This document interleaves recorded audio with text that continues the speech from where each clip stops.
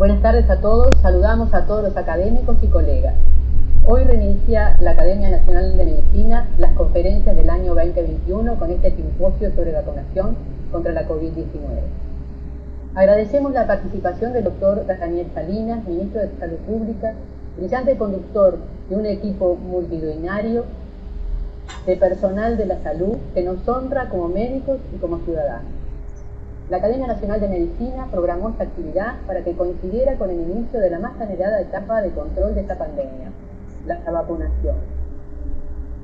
Queríamos llegar en su inicio, pero afortunadamente la logística se adelantó. Hoy actualizaremos la información y tendremos un panel de expertos que agradecemos su participación y de cuya coordinación está encargado el académico Enrique Barrios, que por sus conocimientos del tema es el que le hemos pedido que modere esta sección. Muchas gracias.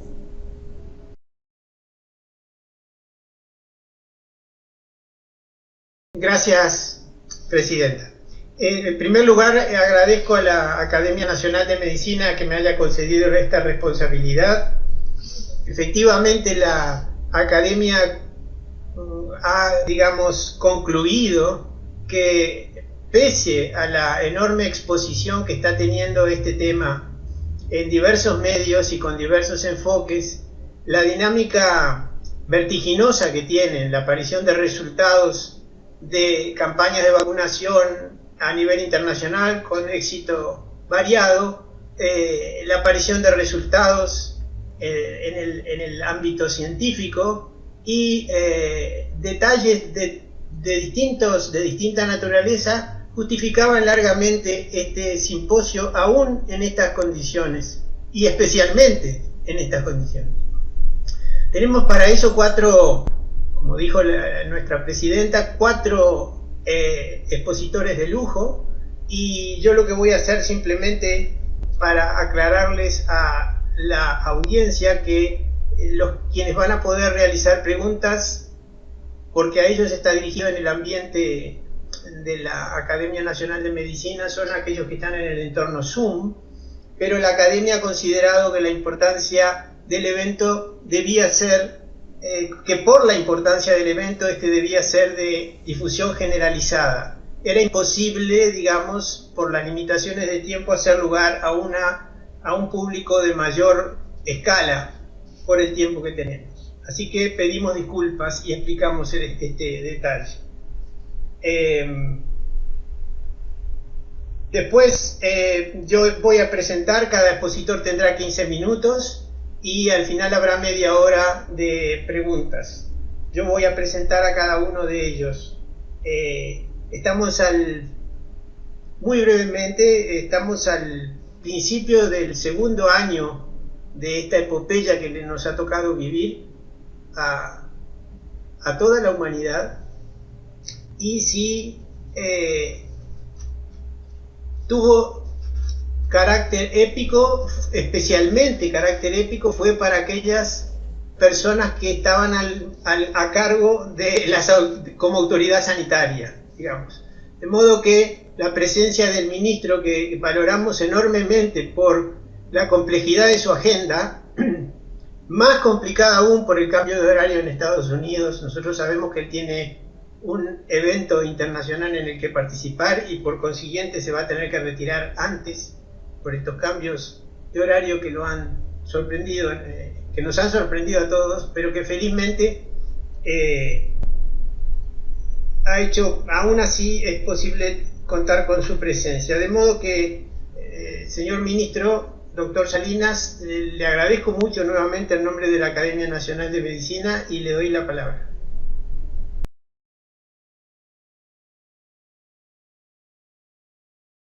Muchas gracias, doctor, y agradecido soy yo de poder estar con este panel de especialistas de altísimo nivel que no merezco.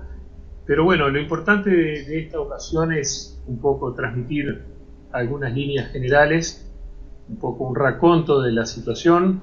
Uruguay, como ustedes saben, está en la zona roja de Harvard, no los últimos 7 días, está con un incremento de casos en los últimos 7 días móviles, y realmente es un país que se mantiene con toda su pujanza y su actividad, es decir, que siempre es muy difícil comparar, como usted bien decía, los distintos casos de éxitos en vacunación y en manejo de la pandemia. El punto es que Uruguay está prácticamente con el 100% de sus actividades abiertas, lo cual puede dar lugar a algún tipo de polémica, pero de alguna manera se está siguiendo muy atentamente por parte de las autoridades nacionales, del Consejo de Ministros y de los grupos asesores, como el Grupo GACH, de tal manera que si hubiera que tomar alguna medida adicional, seguramente vamos a tener los reflejos para adicionar medidas. Concretamente, lo que tratamos de decir es que se está trabajando en trajes a medida y, por ejemplo, de acuerdo a circunstancias diferentes, reaccionamos de manera diferente en distintas regiones. Pero concretamente, yendo al tema de las vacunas, es un tema que venimos trabajando desde la Comisión Nacional Asesora de Vacunas y de Inmunización del Ministerio de Salud Pública desde mayo y desde agosto, integrados ya con la Universidad de la República, con 3 facultades: Química, Medicina y Ciencias, y con el Grupo GACH, que han hecho un aporte maravilloso al país de forma completamente generosa y desinteresada. Y hemos podido seguir de cerca todas las alternativas, y cuando verdaderamente el gobierno estimó que tenía que dar un golpe de timón en la política de adquisición de vacunas, así lo hizo, y en virtud de creo que los resultados de los mecanismos multilaterales, hoy podríamos decir que, si bien no se puede hablar de un fracaso, sí se podría hablar de una lentitud absoluta de esos mecanismos, y que la iniciativa del Poder Ejecutivo llegó en un momento justo y adecuado, realizaciones y la publicación de trabajos de científicos de fase 3, o sea que nuestros científicos siempre han trabajado, si bien analizando fase 1 y 2, sobre todo la 2, sobre fase 3 o sobre preprint, que son los trabajos preimpresos. De esta manera se llegó a la conclusión a analizar todas las vacunas, como ustedes saben, y van a hablar los especialistas de diferentes tipos de plataformas, las plataformas más conocidas de virus inactivado, como tenemos actualmente adquiridas las vacunas basadas en vectores virales de distinto tipo, como por ejemplo la que está dentro del mecanismo COVAX, en base a vector viral, y las vacunas basadas en inductores enzimáticos de proteínas en base a ARN. También, o sea, esas 3 plataformas en el país podríamos llegar a tenerlas. Hoy por hoy tenemos 2 plataformas, es decir, la vacuna de Pfizer, que es una vacuna de ARN que induce al organismo, a las células, a producir una proteína que a su vez induce la formación de anticuerpos. Y después la plataforma más conocida, que es la vacuna a virus inactivado, que es muy conocida como un mecanismo antigripal, y muchísimas otras vacunas, en la cual lo que tiene de bueno esta vacuna, de alguna manera, es que tiene la riqueza antigénica, es decir, toda la membrana con todas sus variables, y de esa manera no solamente en el organismo genera una respuesta inmune de tipo medible por anticuerpos de la proteína S, reactivos a la proteína S, sino que también da una respuesta policlonal. Entonces, esa respuesta policlonal hace a la riqueza del virus, entre comillas, la riqueza y su poder antigénico, ¿no? La otra vacuna, la tercera vacuna, es una vacuna de AstraZeneca que ha estado en cuestión en las últimas semanas. Los especialistas después hablarán de ello. También hay algunos documentos de la agencia europea que levanta las objeciones, y transitoriamente está discontinuada en algunos países. Pero seguramente esto va a ser sometido a análisis como lo ha sido todo el proceso, que yo creo que ha sido una curva de aprendizaje para todos, el poder acceder a las vacunas, el poder analizarlas y de hacerlos en tiempo récord, que no es menor, porque todo ese tipo de dudas sobre la rapidez y en el procedimiento no es menor. El tema de saber que se estaba sobre un sustrato de conocimiento sobre el cual se actúa a posteriori. Ese sustrato de conocimiento se basaba en que se habían generado algún tipo de plataformas, como para el virus del Medio Oriente, que era un coronavirus, y para el virus del ébola, y si bien no se ensayaron a gran escala, pero las plataformas sí estaban desarrolladas. Y además, las inversiones ingentes de las potencias en estas tecnologías y en la compra anticipada de vacunas y de algunos organismos filantrópicos generaron la capacidad financiera para dar sustento a todas estas investigaciones, además del interés de todas las naciones y de científicos en el tema. Uruguay se ha distinguido por desarrollar sus propios sistemas de diagnóstico, que no ha sido nada menor. Jamás abandonamos el Tetris, es decir, testeo, rastreo y aislamiento. Esa ha sido una ventaja comparativa. Cuando hoy a veces nos muestran con los valores de otros países, hay que ver que algunos países están en fase 3, es decir, que solo están haciendo monitoreo de cuadros de infecciones respiratorias agudas graves o ocupación de camas de CTI y muertes por coronavirus y por infecciones respiratorias agudas graves, lo que se llama la etapa de monitoreo con centros de referencia, digamos, ¿no? Nosotros eso no lo hemos abandonado, seguimos con el rastreo. Podremos tener a veces más o menos capacidad de rastreo, pero seguimos con el rastreo. Y eso es fluctuante de acuerdo a la capacidad de casos. También hemos hecho un sistema de seguimiento y de secuenciación genómica. Desde el punto de vista epidemiológico es un aporte muy importante. Estamos haciendo un rastreo de todas las variantes, es decir, la sudafricana, la británica o del Reino Unido y las dos variantes de Brasil, P1 y P2. Hasta el momento no hemos podido demostrar el ingreso al país en forma vectorial de estas variantes, pero estamos muy atentos a algunos casos clínicos que sugerirían que podría haber ingresado la variante P1 y además al genio epidemiológico, es decir, al comportamiento de la enfermedad con más contagiosidad, si bien que también se da dentro del marco de un retorno de vacaciones donde hay más laxitud de las medidas de protección. Así que puede ser un conjunto de medidas, como también pueden haber elementos biológicos de introducciones vectoriales desde Brasil, como ya ocurrió anteriormente, que terminó siendo una cepa dominante. Era una gran novedad porque acá habían ingresado cepas de Australia, de Estados Unidos y de España, y finalmente la cepa brasileña fue la que predominó durante un largo tiempo. Respecto de las vacunas, es muy importante porque cuando se habla de eficacia no se habla de los objetivos finales, y los objetivos finales es que esta enfermedad no mate, es decir, que no genere muerte, que no genere ingresos a CTI, que disminuya la enfermedad moderada y severa y los ingresos hospitalarios, que no colapse el sistema sanitario, y después, en menor término dentro de esta gradualidad, es que no hayan formas leves y, por último, que no haya transmisión comunitaria. Entonces, en ese sentido, todas las vacunas que ha seleccionado el grupo son todas vacunas que cumplen con este fin y han analizado un sinnúmero de vacunas, de las cuales siempre hemos estado muy abiertos y muy receptivos a incorporarlas en caso de que hubiera posibilidad.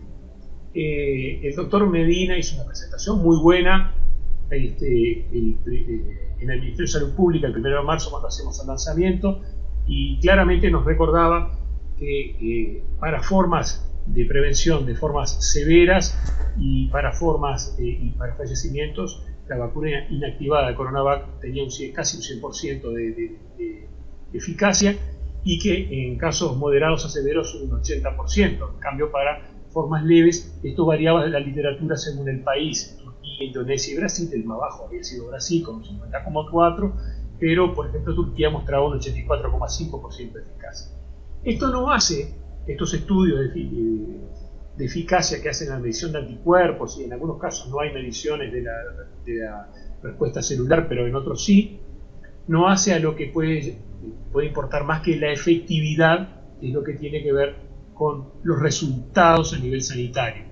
Por otra parte, Uruguay ha sido muy activo en lo que ha sido el desarrollo de una estratificación en cuanto al orden de vacunación, y ese orden de vacunación estuvo dominado por lo que son los sectores esenciales del Estado: Ministerio del Interior, Policía, Bomberos, Ministerio de Defensa, es decir, a lo que hace al mantenimiento del orden del Estado. Esto es algo muy genérico, no es propio de Uruguay, sino una recomendación de la Organización Mundial de la Salud.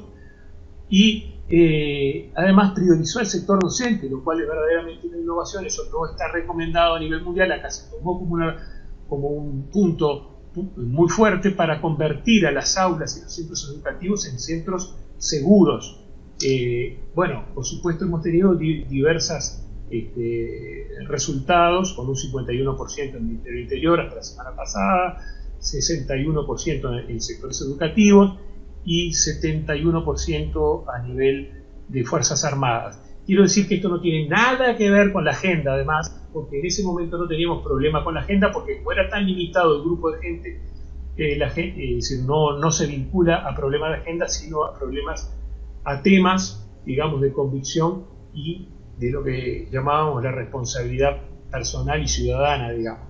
En cuanto al sector médico, sector sanitario, llegamos a un 69% de vacunación de los sectores priorizados, y ahora a partir del lunes comenzamos con el resto del personal sanitario.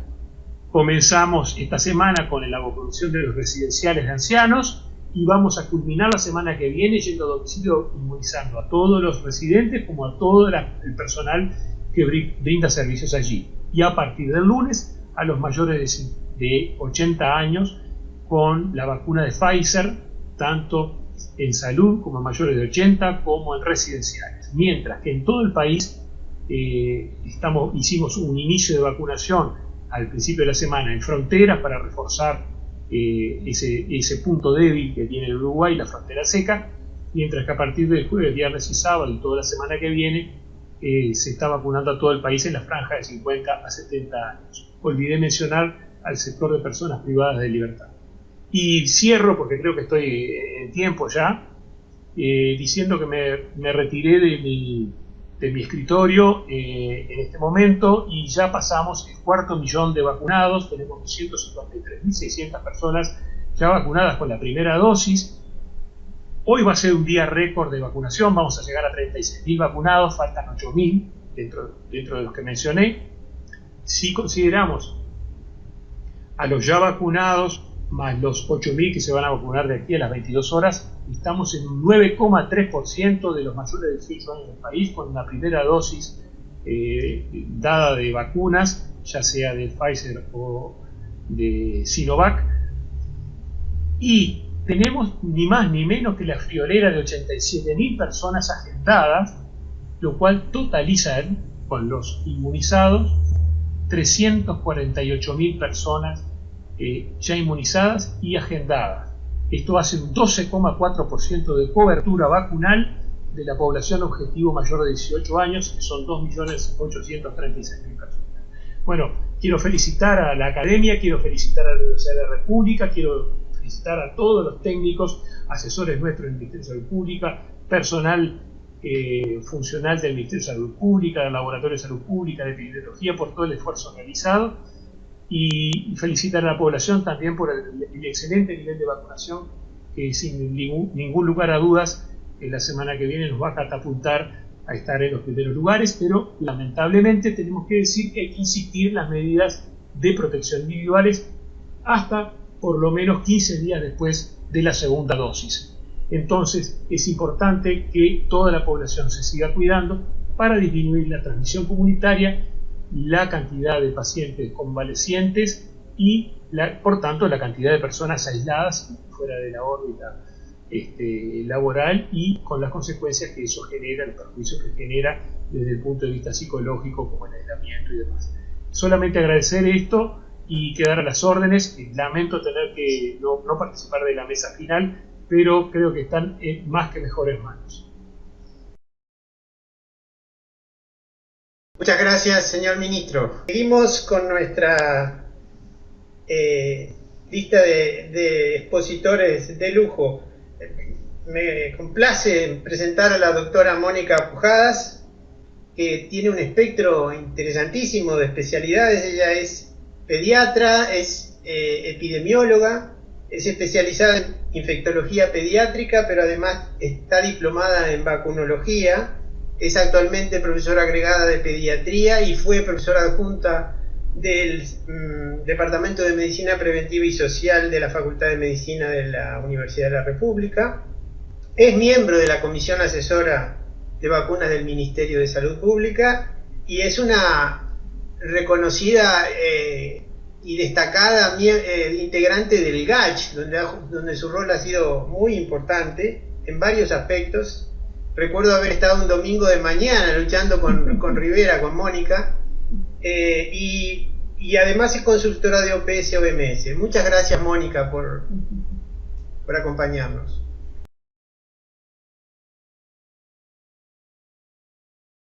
Muchas gracias, Enrique, Graciela, por la convocatoria. Muchas gracias a la Academia. Es un honor y un placer poder compartir con ustedes esta instancia. Y quiero hacer un reconocimiento especial además a dos académicas que fueron muy importantes en lo que fue mi formación en vacunas y en epidemiología, que son la doctora Gloria Rojo y la doctora María Hortal. O sea que es un placer poder estar con ustedes aquí. Voy a compartir mi pantalla para poder entonces avanzar las vacunas contra COVID-19 en Uruguay con una mirada y una perspectiva desde la salud pública. Y ustedes dirán, bueno, hay otra manera de ver las vacunas, que son obviamente una herramienta fundamental, pero bueno, vamos a repasar entonces por qué en este caso y en especial las vacunas COVID son una de las principales estrategias con las que contamos para poder combatir la pandemia. Esta es mi declaración de conflicto de intereses. Y los puntos por los que vamos a transcurrir son, por un lado, considerar entonces la herramienta vacuna dentro de la salud pública, hacer algunas consideraciones sobre por qué hablamos de que son vacunas pandémicas y a su vez cómo medimos o cómo analizamos en qué consisten estas vacunas a través de indicadores. Vamos a referirnos a los objetivos de estas vacunas y a los grupos prioritarios para terminar con algunas reflexiones y desafíos.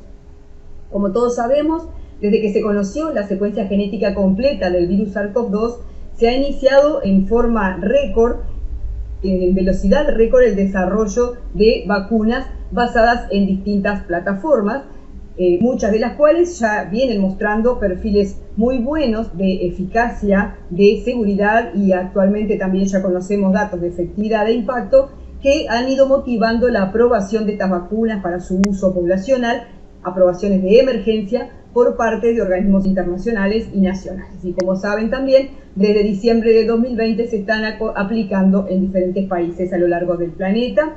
Son vacunas entonces de desarrollo acelerado, pero que no por ello tenemos que pensar que se hayan salteado fases, y eso se van a referir mis compañeros más adelante, pero básicamente a través de las distintas plataformas se han ido desarrollando varias vacunas. Acá ustedes tienen el dato al 16 de marzo del 2021 de que había 82 vacunas ya en desarrollo clínico y 182 en desarrollo preclínico. ¿Y cuál es el rol de las vacunas en lo que hace a la salud pública? Como ustedes saben, las vacunas han sido herramientas fundamentales para que lográramos erradicar, eliminar y controlar enfermedades. En el caso de las vacunas pandémicas, habitualmente a los virus y sobre todo virus respiratorios, como se trata en estos casos del SARS-CoV-2, hablamos de que probablemente el rol sea, digamos, de control, que nos permita contar. Va a ser muy difícil pensar, de hecho no cumple con los requisitos de ser erradicable la infección por SARS-CoV-2, básicamente por presentar reservorio animal, como sabemos, ¿verdad? Entonces, como concepto, lo primero entonces que tenemos que saber qué les pedimos a estas vacunas o para qué van a servirnos. Bueno, en principio el concepto de que va a ayudarnos con el control. Y también un concepto que tenemos que tener en cuenta es que las vacunas promueven la igualdad social y disminuyen la inequidad y la pobreza. Son una herramienta fundamental también en este sentido y sobre todo en épocas de pandemia sabemos que estos problemas se acentúan. ¿Qué experiencia hay que nos muestra la historia de cómo nos ha ido con vacunas pandémicas? Cuando pensamos en pandemia, todos nos evoca rápidamente sobre todo lo que ha sido las pandemias de influenza, emblemáticamente la de la gripe española de 1917 a 1919, que ocurrió a través de varias olas. Obviamente ahí todavía no se habían desarrollado vacunas, se comenzaron a aplicar vacunas contra influenza aproximadamente a partir de la década del 60, pero acá tenemos algunos de los resultados de cómo nos fue con el uso de vacunas pandémicas para la pandemia del 2009 de H1N1, y fíjense que Lansbury, a través de esta revisión sistemática y metaanálisis, comunicaba que, pese a que se comenzó, obviamente cuando ya estaba por la segunda ola, o incluso terminando la segunda ola, la pandemia de H1N1 del 2009, mostró una efectividad de 80%, con lo que fue una herramienta muy importante para lograr controlar esta enfermedad. Y sin ir más lejos y recordando en nuestro país qué experiencia ha habido con el uso de vacunas para control tanto de brotes como de epidemias, recordemos que lo que fue la vacuna contra Haemophilus influenza tipo B, para controlar la meningitis por Haemophilus, que realmente, como ustedes pueden ver ahí, mostró un descenso espectacular, un impacto como todos quisiéramos tener con vacunas en esta enfermedad. Y también tenemos casos en cuanto ha sido el resultado de la aplicación de la vacuna de varicela, de la vacuna de hepatitis A y del control de brote de meningitis, concretamente acá el brote de meningitis del serogrupo C. En la década del 90, aproximadamente en septiembre de 1996, se comenzó la vacunación contra la meningitis del serogrupo C, lográndose, como ustedes pueden ver también, un control prácticamente inmediato de lo que era en ese momento el brote. Ahora, cuando queremos analizar en qué consisten los resultados, por qué decimos que sirven o que funcionan las vacunas COVID, que los interpretamos a través de lo que es el desarrollo de la inmunogenicidad, la eficacia, la efectividad, el impacto, y tenemos que saber a qué nos referimos cuando hablamos de seguridad, cobertura, efectos adversos e inmunidad de rebaño. Y creo que como nunca antes en esta pandemia se está dando que el desarrollo de vacunas es acompañado en tiempo real por la población, porque permanentemente sale en la prensa y se están comunicando estos indicadores. Y sin embargo, con todo lo bueno que tiene esa democratización de la información, es importante que se sepa interpretar adecuadamente, porque no es lo mismo comparar un porcentaje de eficacia, por ejemplo, si no sabemos cómo fue el proceso del desarrollo en un ensayo clínico, cuál era el objetivo para el que se medía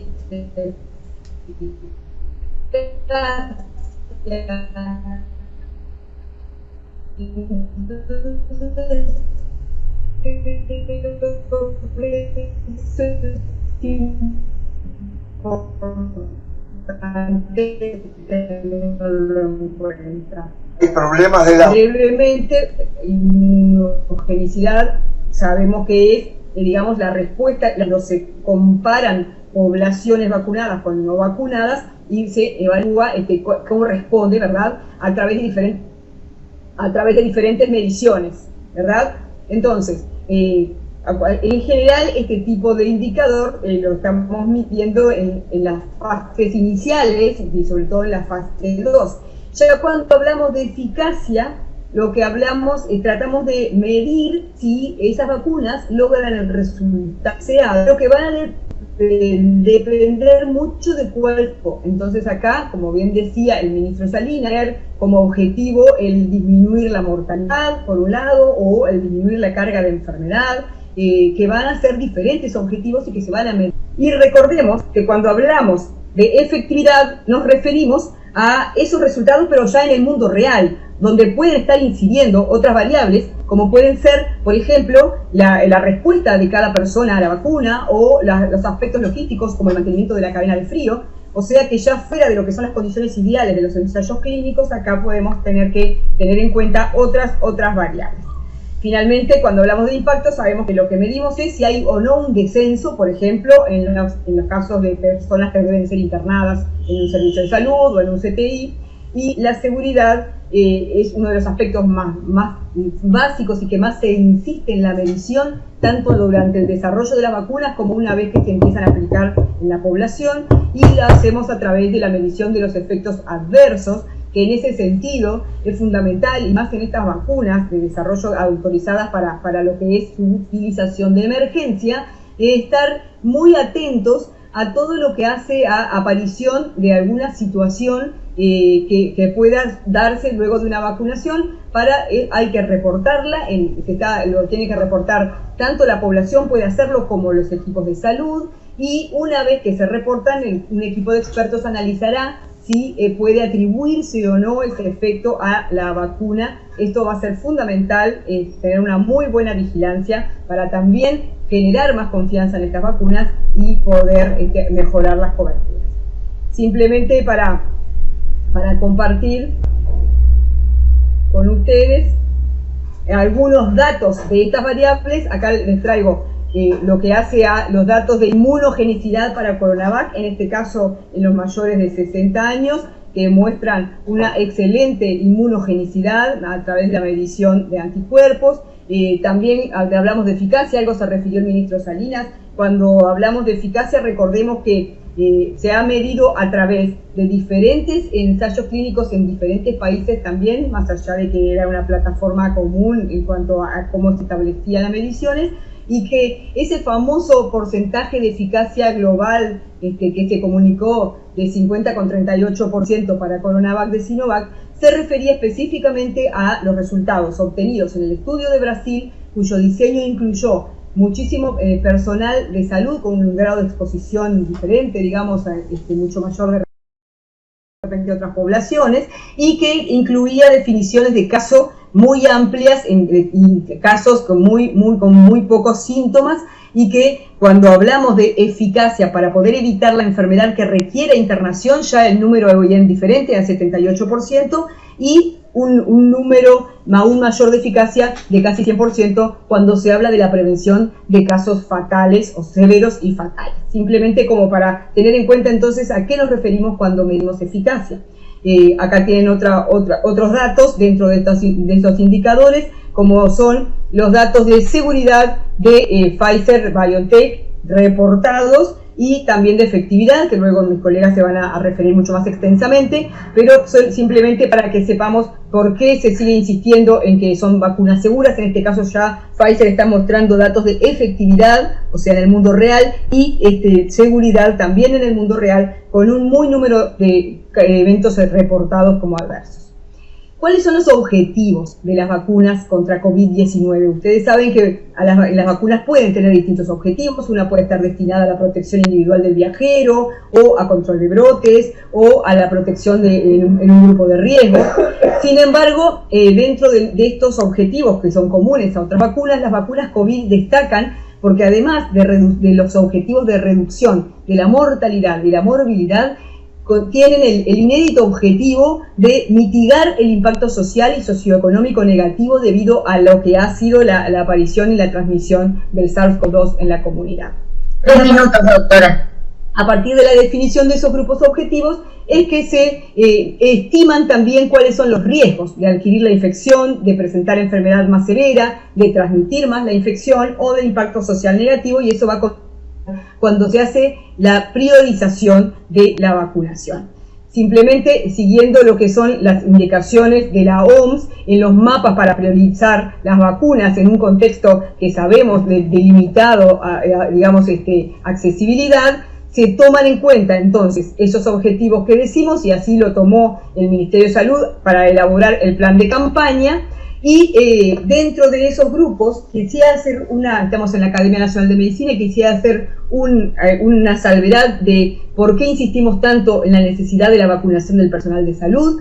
Bueno, por un lado tenemos que saber que el trabajador puede integrar un grupo de riesgo por enfermedad de base, también va a ser diferente el grado de exposición a la infección según el área donde trabaja, pero que además le rigen principios para la indicación de su vacunación, que son el principio ético, porque debemos evitar ser fuente de contagio de pacientes, de otros trabajadores y de la comunidad en su conjunto, el principio de autoprotección, porque tenemos que protegernos individualmente, pero también el principio de ejemplaridad, debemos dar el ejemplo a la población, y también el principio de protección social, evitando el ausentismo laboral a través de la vacunación, y sobre todo en un momento de emergencia sanitaria en el que más se nos precisa. Cuando hablamos de grupos de riesgo por presentar comorbilidades, como ustedes saben, las comorbilidades se definen en base a cuáles son factores de riesgo para tener una enfermedad por COVID más severa, y son esas que ustedes ven ahí, y son las que se incluyeron también en lo que es el plan de campaña del Uruguay. Para ir terminando, tenemos que reflexionar cuáles son los estados potenciales en la evolución del programa de inmunizaciones al que no va a escapar lo que es el programa COVID. Por un lado, ustedes saben que como las vacunas han sido exitosas, se ha ido bajando enfermedades en la comunidad, pero entonces la gente se olvida de qué pasaba con esas enfermedades y toma como más fuerza cuando se comunica un efecto adverso, que siempre puede aparecer, y ahí es que la gente empieza con dudas o empieza a no vacunarse y pueden reemerger las enfermedades. Básicamente, cuando hablamos de vacunas COVID, tenemos que también hablar de la situación de COVID en Uruguay y en qué consiste. No vamos a detenernos en esto, todos estamos muy consternados con qué viene pasando con la epidemia en nuestro país, pero simplemente tengamos en cuenta que hay mucho más probabilidad de tener una complicación o de tener un efecto adverso, llamémosle así, si adquirimos la enfermedad COVID que si nos vacunamos con una vacuna contra COVID. Finalmente, ¿qué queremos decir cuando queremos alcanzar la inmunidad del rebaño? Es el tratar de ver cuál es ese umbral por debajo del cual, por encima del cual, digamos, ya no va a haber transmisión. Ustedes se recordarán que al principio de la pandemia se discutía mucho si, cuando todavía no estaban las vacunas habilitadas, si podríamos lograr inmunidad de rebaño a través de lo que es la inmunidad natural. Les quería compartir con ustedes esta revisión Cochrane en la que queda bien claro que en el caso de COVID-19 y dado lo que es el ritmo de transmisión que puede tener este virus, el pensar en lograr la inmunidad de rebaño a través de la enfermedad por la inmunidad natural sería absolutamente poco ético, dado la cantidad de muertos que requeriría en ese proceso. Por lo tanto, solo a través de la vacunación masiva se puede lograr esta protección. ¿Cuáles son finalmente los condicionantes del éxito de la vacunación? Por un lado, las características de las vacunas, la aprobación que vayan dando los organismos competentes y todo lo que hace a la capacidad de producción, distribución, sostenibilidad del aprovisionamiento, capacidad logística, pero sobre todo va a ser el condicionante principal la aceptación y adhesión de la población a la vacunación. Y en ese caso también tenemos que pensar qué nos puede pasar, cuál puede ser la posibilidad de evolución de esta pandemia. La OMS ya a principios del 2020 decía que lo más probable es que se quedara como en ondas epidémicas recurrentes, y eso nos hace pensar cuál es la oportunidad de la vacunación. Y bueno, en realidad la oportunidad de la vacunación va a ser cuando se pueda, y es una urgencia de salud pública, empezar cuanto antes a tratar de vacunar. Finalmente, hay recomendaciones ya o perspectivas que da el CDC sobre qué podría pasar con las personas completamente vacunadas. Bueno, en un futuro se estima que las personas completamente vacunadas podrían comenzar a disminuir su utilización de las medidas no farmacológicas, evitar cuarentenas, etcétera, pero esto sería en un futuro y además de tener las 2 dosis, la población vacunada también en su mayor parte. Por el momento, y esto es importantísimo, realmente es importante recalcarlo, es totalmente imprescindible mantener las medidas no farmacológicas de prevención que todos conocemos. En suma, las vacunas que se vienen aprobando tienen muy buenos perfiles de eficacia, de efectividad y de seguridad. Tienen similitudes y diferencias, pero tenemos que ser muy cuidadosos a la hora de medir eso y tratar de entender a qué nos referimos cuando hablamos de los indicadores de vacunas. La mejor vacuna que vamos a aplicar es la que nos podamos dar. Es mucho más probable tener un evento adverso por cursar COVID-19 que por la administración de una vacuna contra COVID-19.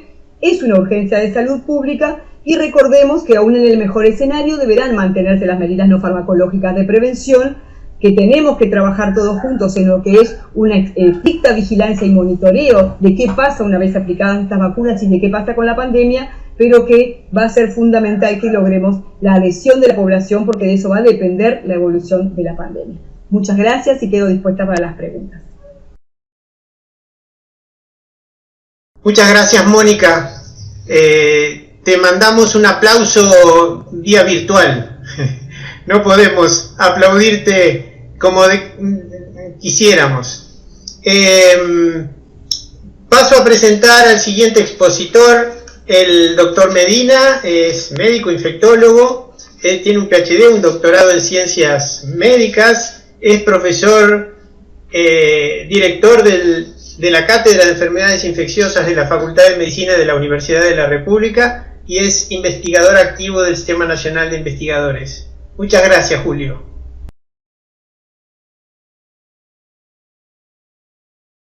Muchas gracias, Enrique. Muy amable por la invitación. Me gustó mucho la idea. Bueno, paso a compartir pantalla. No tengo conflicto de interés en la presentación. Bueno, aquí a la izquierda nuestro enemigo común al principio, cuando se descubrió que era el reservorio, y es el reservorio para muchos otros virus y otros coronavirus. Aquí a la derecha les voy a mostrar cómo se ve en microscopía electrónica el coronavirus con sus espículas. Aquí tienen la proteína S. Ahora vamos a hablar cuál es la implicancia de esta proteína S y qué tiene que ver con las vacunas y con las nuevas variantes. Aquí se ve el coronavirus usando una tomografía crioelectrónica, y aquí se ve la reconstrucción tridimensional de la proteína espicular o spike. Más adelante voy a detallar algo de esto. Bueno, algo el ministro habló sobre esto. Fue sacado el día de hoy a las 9:45. En la semana 1 se vacunaron en Uruguay 72.000 personas, en la 2 130.000, y hoy a las 9:45 íbamos 25.000. Creo que vamos a un buen ritmo en nuestro país. Estos datos son cerrados ayer comparando con los países de la región y los países que tienen población parecida a la nuestra, como Costa Rica, Panamá y Paraguay. Y Uruguay ayer tenía 6.43 dosis administradas por cada 100 habitantes, y esto lo logramos en 2 semanas y pocos días.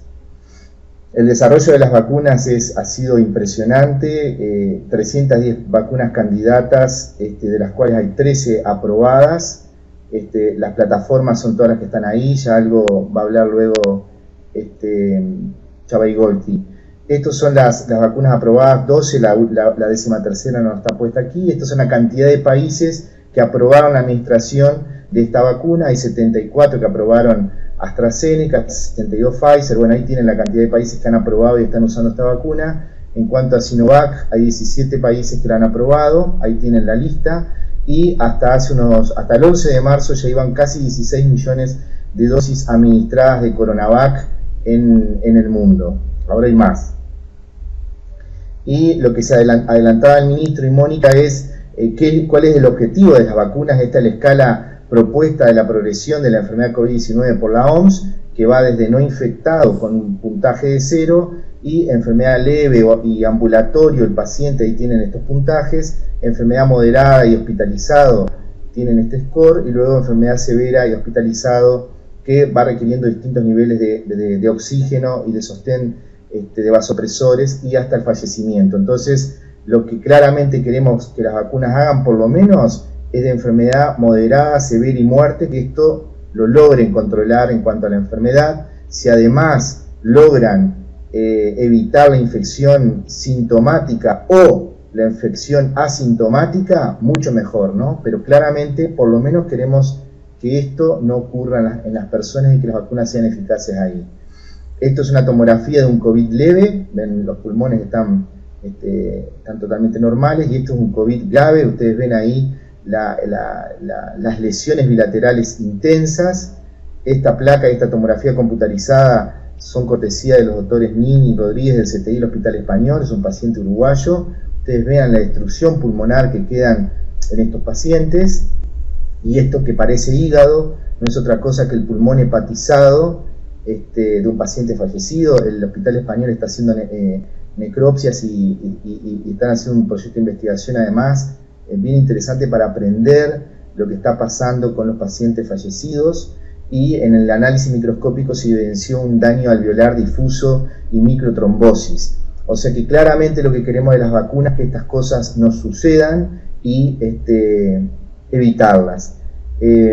Mónica habló de eficacia, yo voy a hablar sobre todo de efectividad, que es cuando uno mira las vacunas ya en el contexto de un programa de vacunación general en una población objeto, y ahí hay determinados factores determinantes que tienen que ver con la aceptación, la accesibilidad, las pautas de administración, el almacenamiento, manipulación, conservación, en fin, varios factores que determinan en conjunto lo que es la efectividad de las vacunas en el mundo real.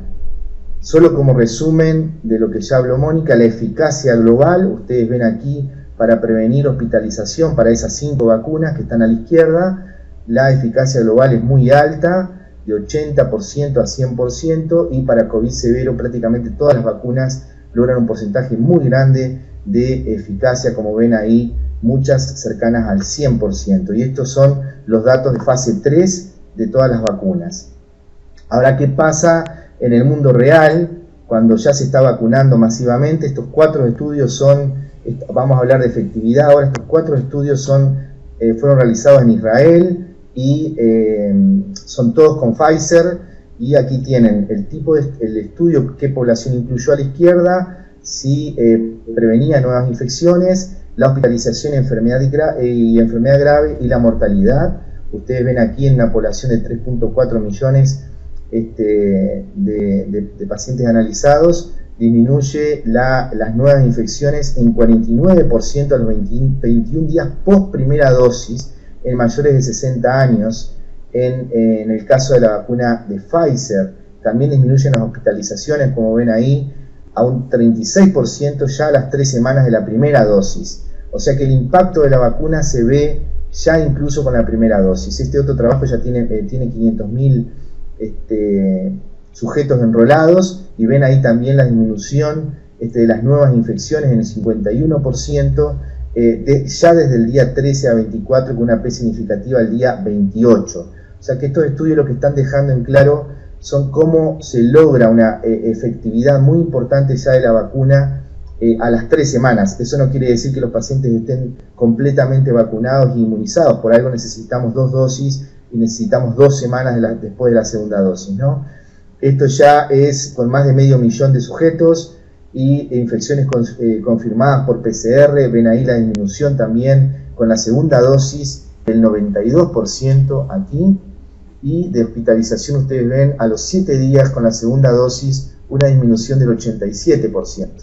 Y ya cuando vamos a mirar el personal de salud para infección confirmada, también se ve la efectividad muy fuerte a los 14 días de la primera dosis, como ven aquí, y a los 28 días aumenta más y caen las infecciones confirmadas por PCR en un 60% en las infecciones globalmente.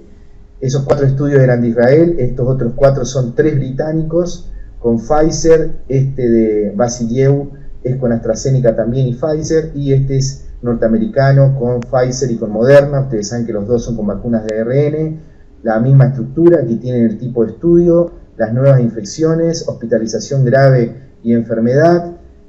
Los números son muy parecidos en cuanto a cuánto baja la hospitalización, un 72% 21 días post primera dosis y 86% a los 7 días después de la segunda dosis. Esto es de Escocia, que tomaron una base de datos de toda su población prácticamente, 5.4 millones, y tenían 1.1 millones ya vacunados, y ustedes ven aquí cómo con Pfizer cae 85% la hospitalización y la enfermedad grave a los 28 y 34 días después de la primera dosis. O sea, se repite la efectividad en el mundo real de las vacunas en grandes poblaciones, y eso es lo que quería destacar. Y otra cosa muy importante es cómo disminuye la infección asintomática, y esto es en personal de salud, sobre 8.800 personal de salud, y ustedes ven cómo disminuye hasta 4 veces el riesgo después de 12 días post primera dosis. Y esto es muy importante porque fue uno de los motivos por lo cual se eligió Pfizer para el personal de salud, y era lograr una efectividad grande en infección asintomática. Ustedes saben que el personal de salud con infección asintomática o infección muy leve muchas veces terminan siendo, sin querer, pero terminan siendo responsables de los brotes nosocomiales, los brotes hospitalarios, que a veces generan muchos fallecidos dentro de los hospitales. Así que esto era importante poder impactar ahí, y esto es lo mismo, también midió infección asintomática sobre 39.000 personas que se fueron a hacer estudios invasivos de algún tipo en la Clínica Mayo. Se les pedía un test PCR previamente y se comparó quiénes, los que estaban vacunados y que iban a hacerse el estudio con los que no estaban vacunados. Y ustedes ven los vacunados versus los no vacunados cómo caía un 65% el riesgo de infección asintomática. O sea que estas dos cosas, estos 8 estudios que les acabo de mostrar, evidencian dos grandes cosas y que son importantes. La efectividad de las vacunas en la vida real para hospitalización y enfermedad grave y nuevas infecciones. Y también en el caso de las vacunas de ARN, la efectividad de infección asintomática, y eso es muy importante. Ahora tenemos un gran desafío, que son las variantes de SARS-CoV-2, y que de alguna manera quiero desarrollar en algunas diapositivas cuál es el punto. La cepa original tiene esta secuencia de aminoácidos que codifican prolina, tiroxina, esparagina y glicerina, y cuando hay un error en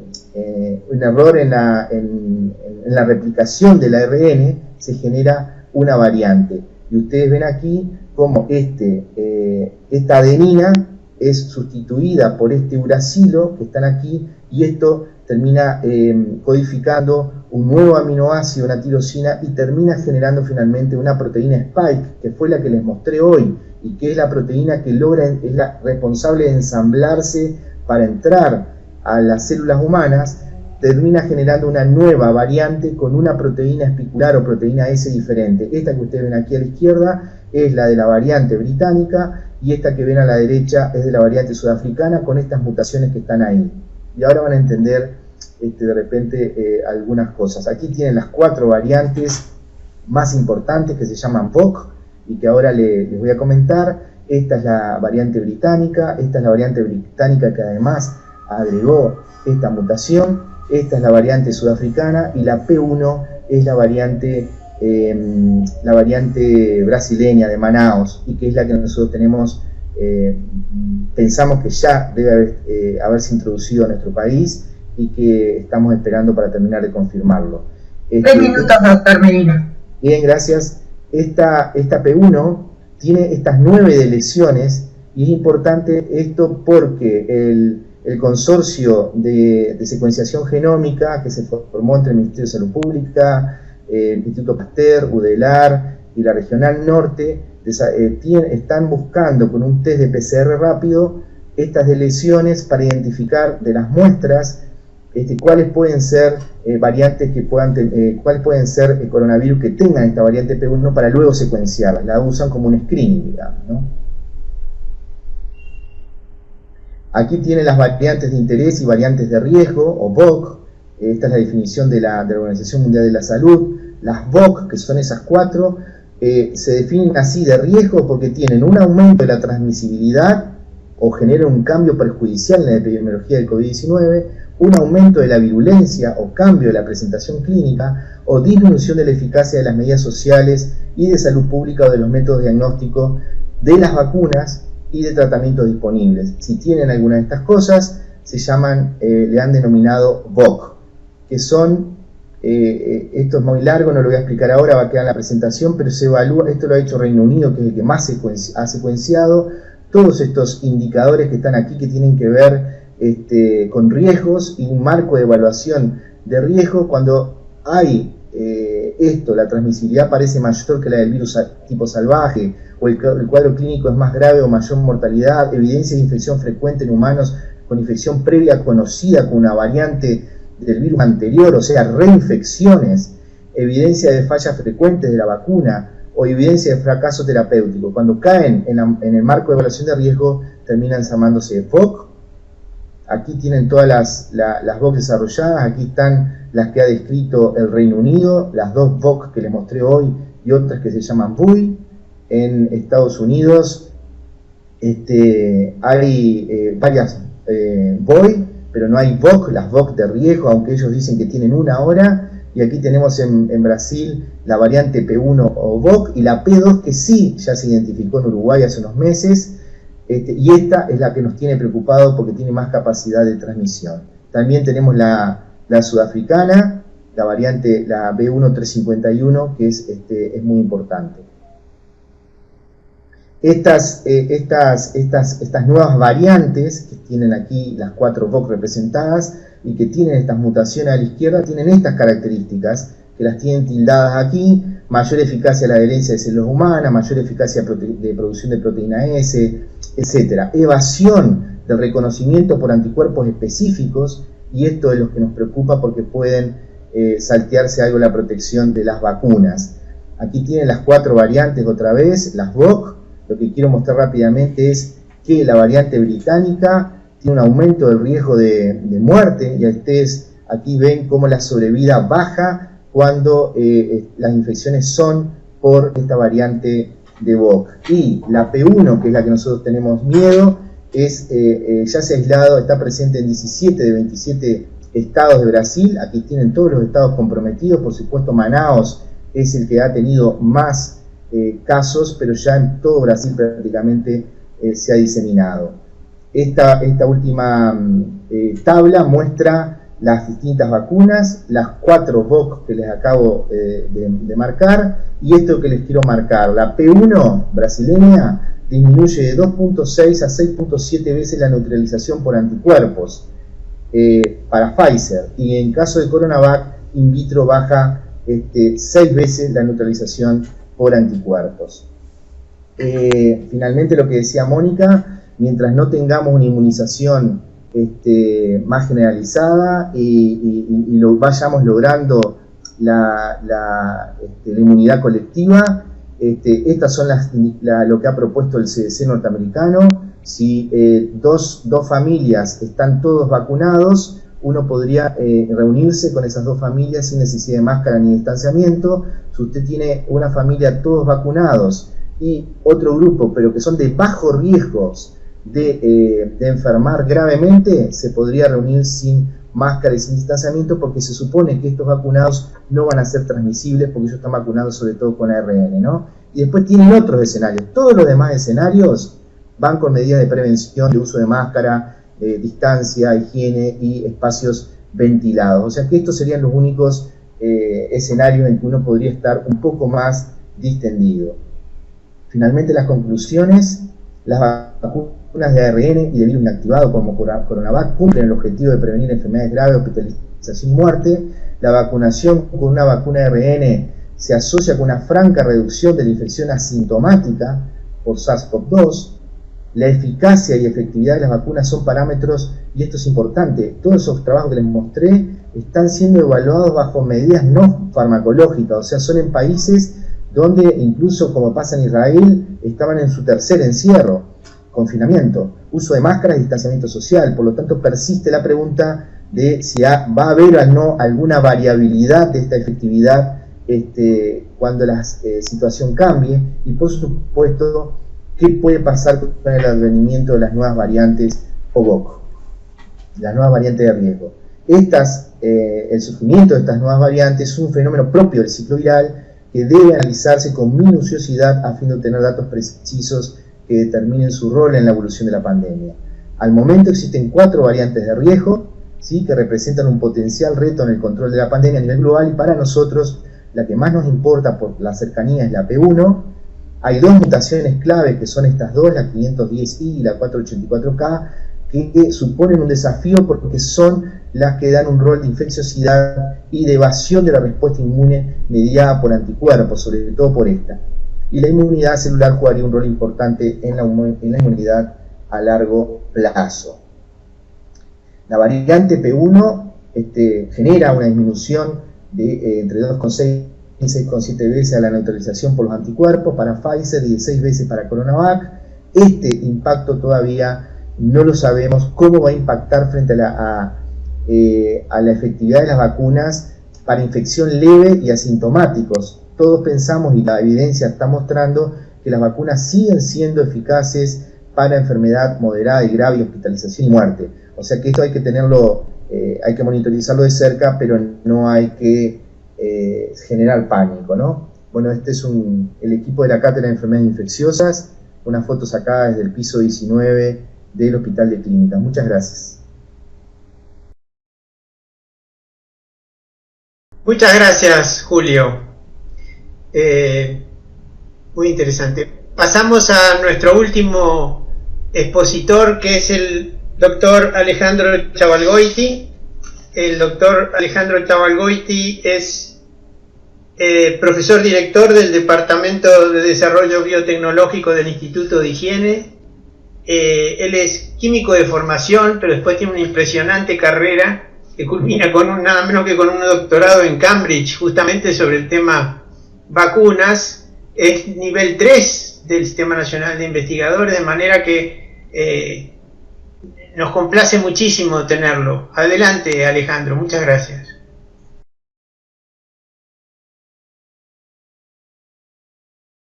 Bueno, muchísimas gracias en primer lugar, Enrique y Graciela, por la invitación. Realmente es para mí un honor estar presentando frente a la academia.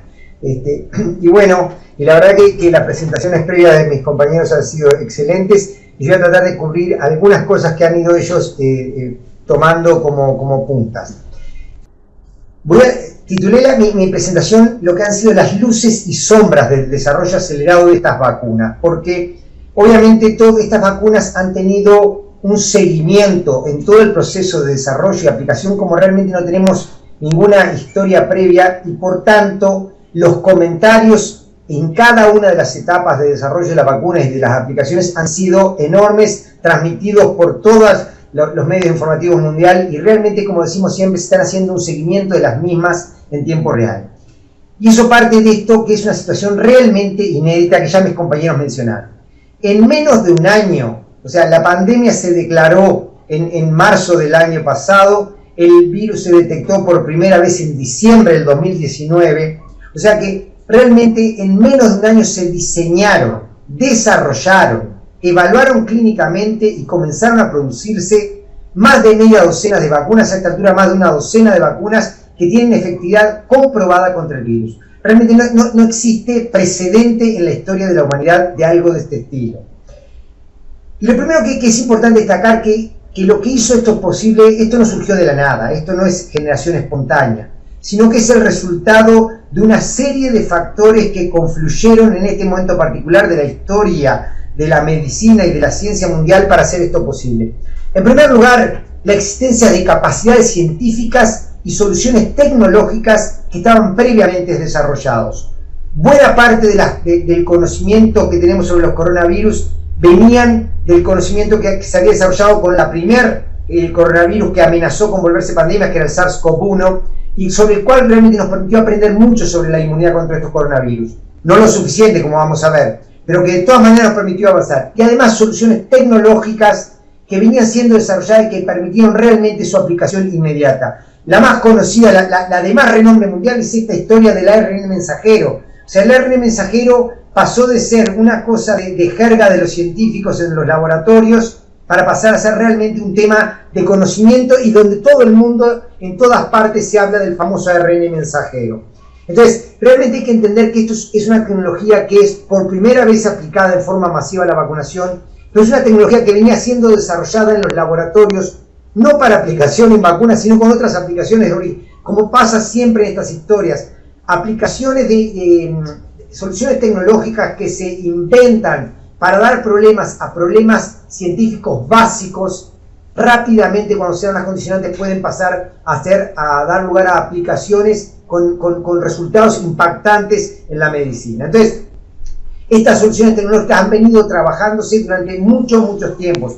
La del ARN mensajero es la más famosa, pero también las de los adenovirus. Los adenovirus han estado en todos nuestros congresos de vacunología, en todas nuestras discusiones científicas desde hace más de 2 décadas. Y realmente su entrada en terreno fue un poco antes, porque la la epidemia de ébola en los países africanos llevó a que muchas de estas tecnologías que dan lugar a vacunas como la de Oxford, AstraZeneca, como la de Gamaleya, de Sputnik, se hayan puesto en escena, ¿sí?, un tiempo antes, en esta epidemia de ébola. Entonces, realmente lo acumulado previamente en ciencia y tecnología es buena parte de lo que explica lo que está pasando. Después, la existencia de empresas biotecnológicas. La biotecnología no me va a dar el tiempo para hablar, pero ha venido con un proceso desde sus albores en la década de los 80, su explosión a fines de los 80 y década del 90, hasta su primer muerte, como se consideró, por mediados de la década de los 90 se anunció el obituario de las empresas biotecnológicas, para emerger realmente a principios del 2000 con una fuerza y una potencia enorme. Esas empresas biotecnológicas que han acumulado conocimiento en el proceso de llevar productos de investigación científica al mercado, es buena parte también de lo que se puede explicar. Fondos económicos, realmente los fondos económicos que se han aportado, no solo por las empresas, sino fundamentalmente por los estados y por coaliciones globales, algunas de las cuales mencionó hoy el ministro, han estado en la base de todo esto. Otro problema, las pandemias y el miedo generalizado da lugar a otra de las cosas importantes, que es la abundancia de voluntarios que permitió llevar adelante los ensayos clínicos. Reclutar la cantidad de voluntarios, fíjense que un ensayo clínico fase 3 lleva decenas de miles de voluntarios. Cada una de estas vacunas ha llevado entre 30 y 40 y 50 mil voluntarios. Por multiplicar eso por la cantidad de voluntarios, habla de una enorme disponibilidad de personas dispuestas a participar en esos ensayos. Eso en general es difícil de conseguir, pues en este caso, pandemia de por medio, en menos de un año se consiguieron para varias de estas vacunas. Y luego la existencia de agencias reguladoras que tienen desarrollados procesos acelerados para aprobación de emergencia. Recuerden que estas vacunas están todas con autorización para uso de emergencia. Eso es un tipo de uso particular que no es el convencional, pero que es el que ha permitido avanzar rápidamente hacia su aplicación y que es la herramienta de uso en el caso de pandemias. La pregunta que la gente se hace es, ¿se saltearon etapas? Y la respuesta es claramente no. La gente dice, ¿cómo puede ser que si decíamos previamente, alguna de la gente que nos acusa, los que hablamos de vacunas en los medios, que dicen, hasta un tiempo atrás decían que una vacuna llevaba 15 años desarrollar, ¿cómo puede ser que ahora se hayan desarrollado en un año? Bueno, lo que pasa es que las etapas que se tienen que cumplir, no me va a dar el tiempo para explicarlas, pero básicamente las etapas que se cumplen para desarrollar una vacuna y llevarla al mercado y que llevaban 15 años o más, involucraban toda una etapa de ensayo preclínico, ensayos en los laboratorios in vitro y con animales de experimentación, desde los simples ratones hasta los modelos más sofisticados como son los primates humanos, que eso llevaba en sí varios años. Después venían todas las fases de ensayos clínicos 1, 2 y 3 que explicó Mónica, y que llevaban en total cerca de 10 años entre todas. La presentación hasta las organizaciones reguladoras, que también les tomaba un tiempo largo evaluarlo, y recién después de todo eso se empezaba la producción en gran escala de las vacunas. Entonces eso llevaba todo ese tiempo. ¿Qué pasó en este caso? Bueno, todas estas etapas iniciales preclínicas habíamos avanzado previamente, habíamos avanzado por conocimientos de otros coronavirus, habíamos avanzado por plataformas tecnológicas que permiten desarrollar muy rápidamente las vacunas, y en algunos casos hay situaciones inéditas, como en el caso de una vacuna de ARN mensajero, la de Moderna, que entró en etapa clínica al mismo tiempo que ingresaba en etapa preclínica. Se hizo el ensayo preclínico en animales al mismo tiempo que se hacían ensayos clínicos.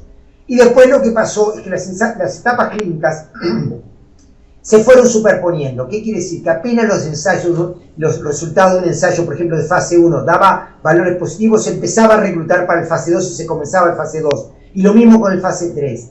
Y por encima de todo, lo que pasó es que al mismo tiempo que se estaba haciendo el ensayo 3, ya se empezaron a fabricar las vacunas. ¿Cómo? A riesgo. A riesgo de que si esas vacunas, el ensayo fase 3, no funcionaban, las vacunas había que tirarlas en la basura. Para esto fue que el impacto, que el apoyo económico fue central.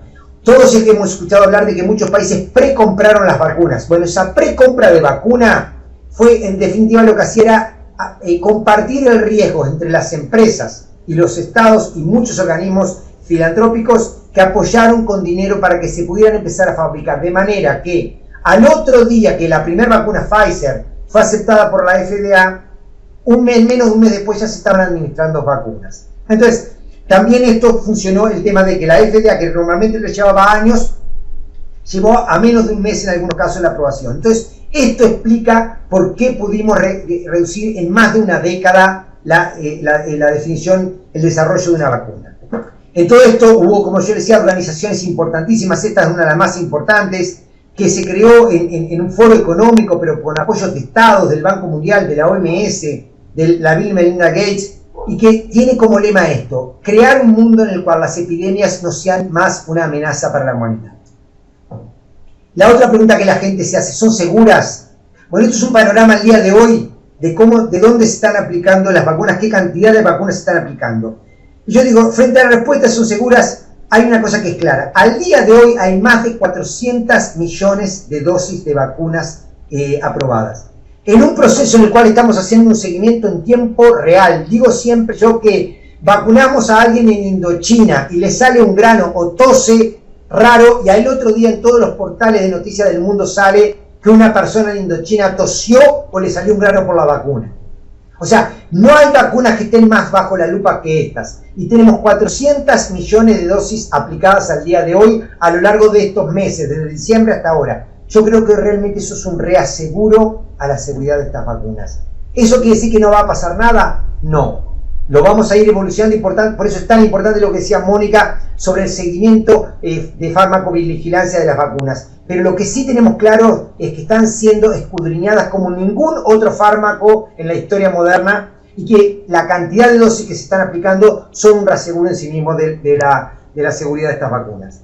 Estas son las vacunas que están en uso, son varias y distintas plataformas. Las plataformas realmente no me voy a detener, pero porque son realmente de las más clásicas, como es el caso de las vacunas inactivadas, ¿sí? Hasta vacunas muy típicas como son las vacunas de proteínas recombinantes con adyuvantes especiales, ¿sí? Hasta algunas como BLPs, que es una plataforma tecnológica que se viene usando, por ejemplo, para la vacuna de HPV con enorme éxito, y hasta las más modernas como es el caso del ARN mensajero. Eso sería una charla en sí mismo, no puedo detenerme. ¿Dónde se usan esas vacunas? Y bueno, acá vemos este panorama el día de hoy de estas vacunas, las distintas plataformas, en qué países se están usando. Como podemos ver, pese a toda la prensa que está está sufriendo en contra de AstraZeneca, es la vacuna que más se está aplicando en más cantidad de países, entre otras cosas porque es una vacuna que tiene que ver con el mecanismo COVAX, seguida por algunas de las que ya conocemos. Entonces, la pregunta para hacerse ¿es esto el fin del problema? ¿Se acabó el drama? ¿Tenemos la vacuna? ¿Se terminó el problema? Y bueno, obviamente no. Yo creo que ya estamos viendo que esto no. Y yo voy a tratar ahora para terminar de enumerar algunos de los problemas a los que nos estamos enfrentando. El problema de partida, la confianza en las vacunas. El hecho de haberlas desarrollado tan rápidamente hace que buena parte de la población mundial, con sentido, o sea, yo no pongo en demérito la desconfianza, pero eso, que buena parte de la población mundial diga, bueno, se puede tener confianza en estas vacunas que se desarrollaron tan rápido. No es solo un problema económico, no es solo un problema que se saltearon etapas. Y en eso es importante esto. Tan importante como la efectividad que tenga una vacuna es la confianza que ésta genere en la población que la va a recibir. Ese es absolutamente esencial. Sí. Lo siguiente es el problema de la escasez de las vacunas que todos estamos viendo. O sea, realmente a esta altura tenemos no la vacuna que elegimos, sino la vacuna que podemos acceder. Y eso es una realidad que está planteada en todo el mundo y que va a estar presente en la humanidad por los meses venideros. Probablemente recién a fin de año podamos empezar a tener un suministro normal de vacunas alrededor del mundo, pero esta es la realidad que vivimos en Uruguay, en la China, en Europa, en Estados Unidos. En todos lados es el mismo problema planteado. ¿Cómo se han buscado soluciones a esto? Bueno, realmente la ciencia ha tratado de buscar soluciones para esto. Y una de las que se dijo es: ¿podemos mezclar vacunas para poder aumentar el suministro de las mismas? Y bueno, yo digo, no me va a dar el tiempo para explicarlo, pero la idea de mezclar vacunas de diferentes plataformas tecnológicas no es una idea nueva en la humanidad, es una idea que venimos manejando en la ciencia de la vacunología desde hace más de 3 décadas, en la década del 90, sobre todo cuando estábamos desesperados en la búsqueda de vacunas para el SIDA. La idea de combinar plataformas tecnológicas empezó a usarse. ¿Por qué? Porque eso realmente permite no solo aumentar las respuestas inmunes, sino generar tipos de respuestas inmunes diferentes. Y en un caso como este, en que no sabemos realmente cuáles son los correlatos de protección, eso es una herramienta muy importante. De hecho, esto ya se ha empezado a hacer. Esto es un estudio que se está haciendo en la Universidad de Oxford, en donde están mezclando vacuna de Pfizer con vacuna de AstraZeneca. Hay otro estudio similar que también está reclutando, que es mezclar la vacuna de AstraZeneca con la de Gamaleya, con la Sputnik. Entonces, esto es realmente algo que estamos intentando hacer de hace tiempo. La otra posibilidad es intentar pensar si la primer infección puede ser una primera dosis de la vacuna. Si las personas que fueron previamente infectadas les vas a alcanzar con una única dosis de la vacuna. No me da el tiempo, pero esto es un estudio puntual que demuestra que efectivamente los títulos de anticuerpos que desarrollan las personas que estuvieron previamente infectadas y que tuvieron una dosis de las vacunas son incluso más altos que una persona que recibió 2 dosis. El segundo problema, o tercer problema en realidad, es la distribución desigual. Yo decía hace un tiempo que el desarrollo de una vacuna es un problema científico, no político. Sin embargo, la distribución equitativa es un problema claramente político, no solo científico. Y esto lo vio también desde hace un tiempo la comunidad científica mundial. Esto es una editorial de Lancet en mayo que ya planteaba el problema de la gobernanza. ¿Cómo iba a ser la gobernanza de estas vacunas? Se desarrollaron herramientas de las cuales nosotros conocemos el COVAX, que es la herramienta de vacunas del ACT, del acelerador de herramientas para enfrentar al COVID. Y bueno, ya vemos que esto, incluso con esta herramienta desarrollada, estamos teniendo problemas para el acceso porque no están fluyendo las vacunas hacia ese mecanismo. Ahora, yo decía hoy que era un problema político, no científico. Sin embargo, creo que está equivocada esa percepción mía. Yo digo, la distribución equitativa de las vacunas no es solo un tema de solidaridad. Es el único reaseguro que tenemos para poder frenar la pandemia. La existencia de regiones o bolsones donde el virus circule sin restricción es el escenario perfecto para que emerjan las variantes que sean, por ejemplo, resistentes a la vacuna. Esto ya lo hemos visto. Uno de los problemas centrales de la malaria, una enfermedad que pasó como enfermedad huérfana por muchos años, es que la existencia de esos bolsones hacía que emergiesen, que cada vez que teníamos un prototipo de vacuna, emergían variantes resistentes a esas vacunas. Y ni qué decir en países como África, donde este tema es dramático, pero no me va a dar el tiempo para explicarlo. El otro problema, el desplazamiento de los reservorios. Si los ancianos empiezan a estar vacunados y los adultos mayores empiezan a estar vacunados, el virus empieza a encontrar otros reservorios y por tanto empieza a ser central poder desarrollar vacunas que puedan usarse en niños y adolescentes. Y después el problema de las variantes del virus que mencionaba recién Medina. Entonces, este problema de las variantes genera grandes problemas. Determinó que separase la administración de AstraZeneca en África, ¿sí? Viene asociado con problemas particulares de la resistencia, ¿sí? Entonces, el tema central es cuán rápido se pueden desarrollar vacunas contra las nuevas variantes. Bueno, las tecnologías modernas permiten hacerlo bastante rápido. En particular, la de ARN mensajero es una muy buena tecnología.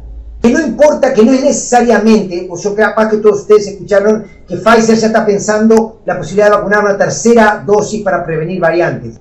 Podemos llegar, combinando con los otros que les decías anteriormente, personas que estemos vacunadas con la Sinovac, usar además una tercera dosis de Pfizer. Eso es parte de lo que se está buscando. Combinar vacunas, enfrentar vacunas con el virus con diferentes problemas. Y esto es un tema que no me va a dar el tiempo, pero que es importante entender cuáles son los correlatos. Los correlatos de protección, si son solo anticuerpos o son además células T, porque las distintas vacunas generan distintos tipos de enfermedad.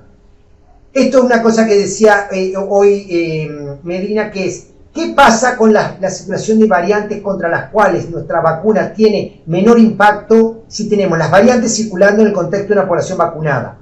Y acá lo que vemos es que esto es un modelo matemático de la Universidad de Florida, donde tiene acceso a un montón de información y por tanto los modelos matemáticos son bastante sólidos.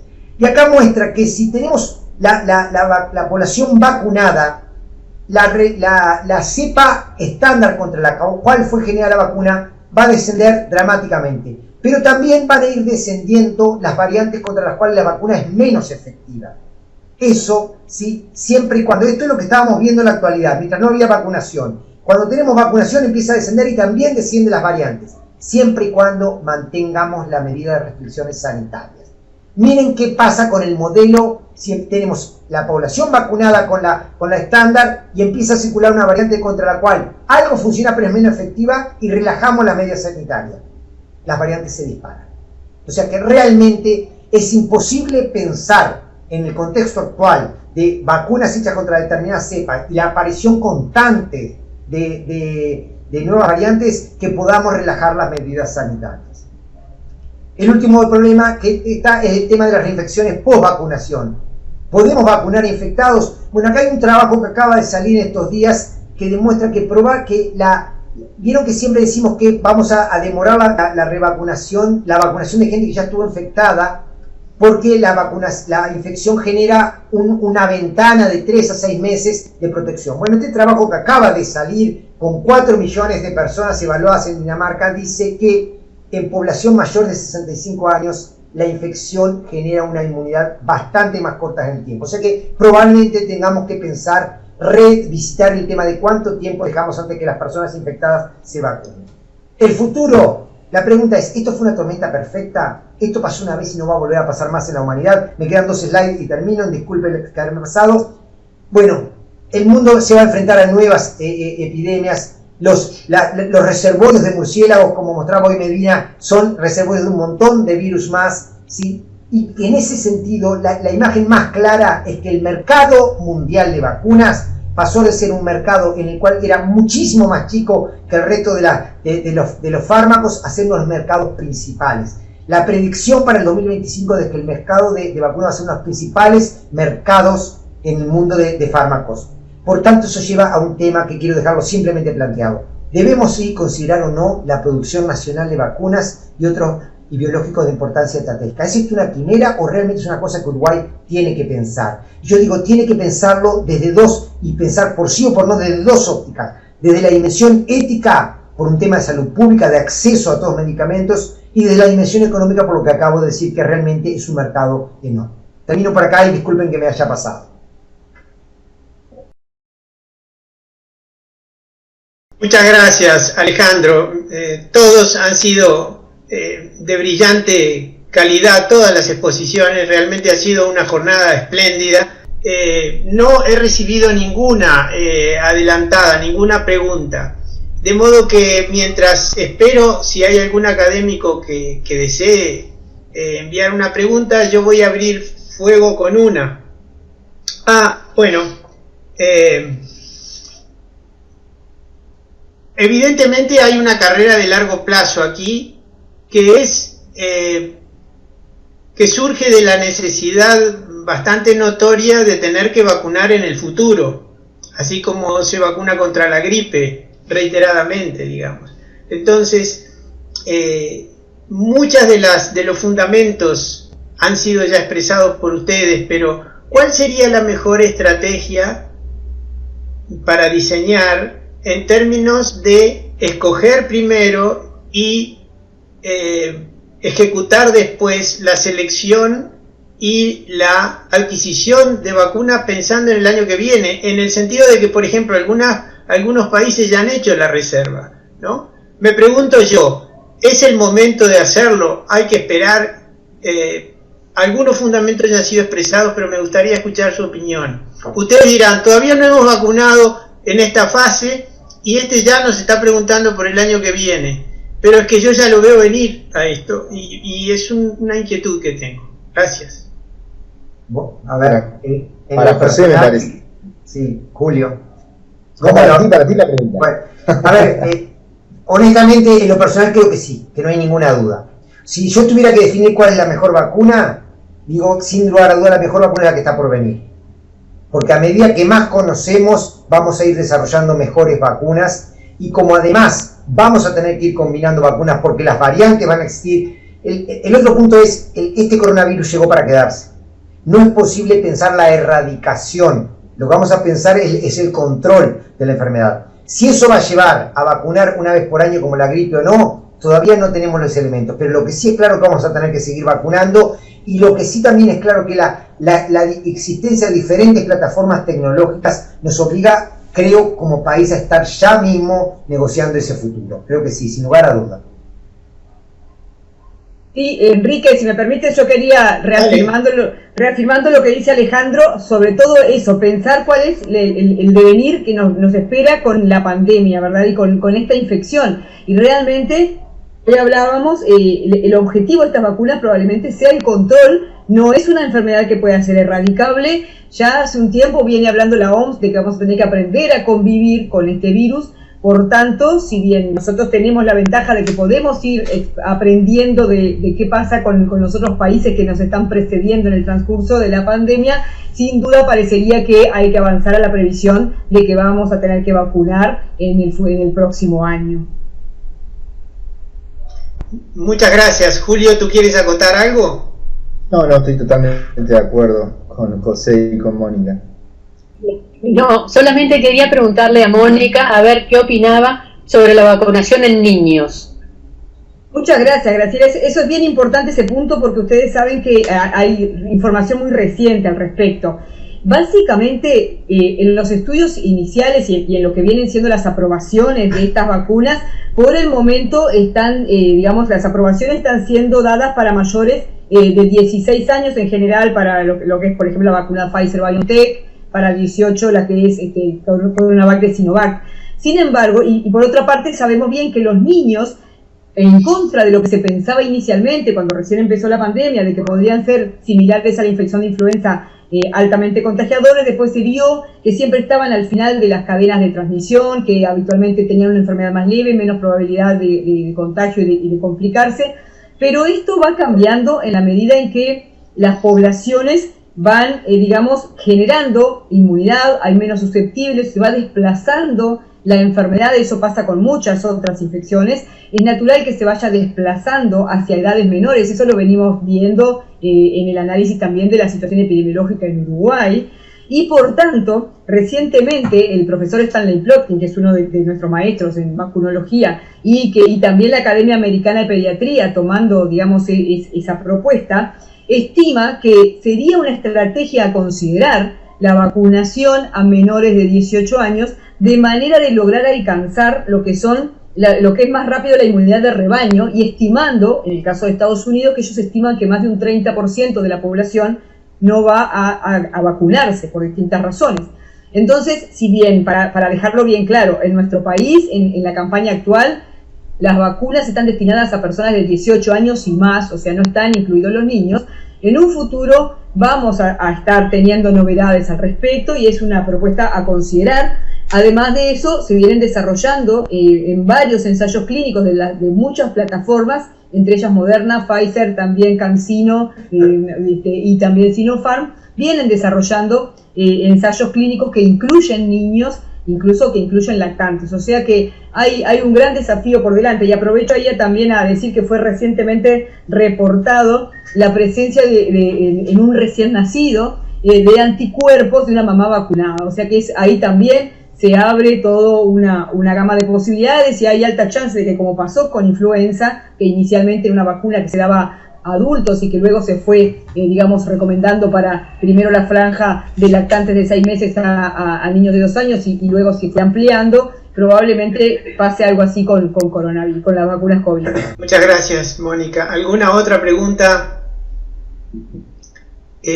Seguramente hay una población fuera del entorno Zoom que tiene preguntas para los expositores, y encontrarán la forma de hacerlo, porque los expositores son gente muy conocida y los canales para llegar a ellos son siempre abiertos. Ellos se han mostrado siempre dispuestos a difundir el conocimiento y lo han hecho de manera brillante, así como las exposiciones de hoy. De manera que yo no tengo más nada que agregar y le cedo el cierre a nuestra presidenta, a la doctora Lago. Bueno, muchísimas gracias a nuestros expositores, realmente ha sido un placer poderlos oír, mucho hemos aprendido, y creo que lo más importante es que nosotros los médicos transmitamos todo esto. Es nuestra responsabilidad ahora que la población médica pueda transmitir a la población en general la importancia de vacunarse. Así que sugiero a todos los que nos están oyendo de poner en práctica el máximo esfuerzo para que nuestra población pueda vacunarse.